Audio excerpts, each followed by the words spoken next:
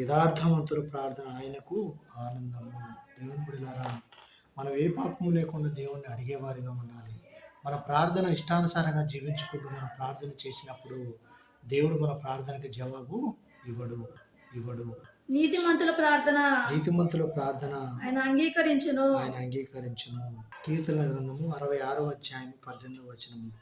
నా హృదయములో నేను పాపమును లక్ష్యము చేసిన ఎడల ప్రభువు నా మనవి వినకపోవును. అంటే దేవుడి మాటలకు మనం వ్యతిరేకంగా జీవించినప్పుడు, దేవుని మాటలకు మనం లోబడకుండా ఉండినప్పుడు మన ప్రార్థనకు అనేది జవాబు రాదు. ఈ లోకానుసారంగా మనము జీవించి ప్రభా అని పిలిచినప్పుడు మన ప్రార్థనకి జవాబు అనేది దొరకదు. యెషయా గ్రంథము 59వ అధ్యాయము 1వ వచనం. రక్షింపనేరకుండునట్లు యెహోవా హస్తము కుర్చకాలేదు. ఆయన చెవులు మందము కాలేదు.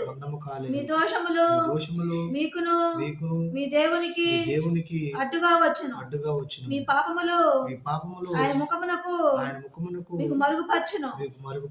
కనుక ఆలకింపక ఉన్నాడు.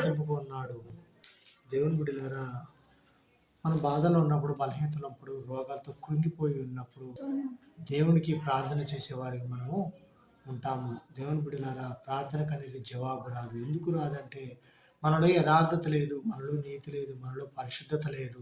దేవుని బిడ్డలారా, దేవునికి వ్యతిరేకంగా మనము జీవించుతున్నాము కనుక దేవుని బిడ్డలారా, మన ప్రార్థనకు అనేది జవాబు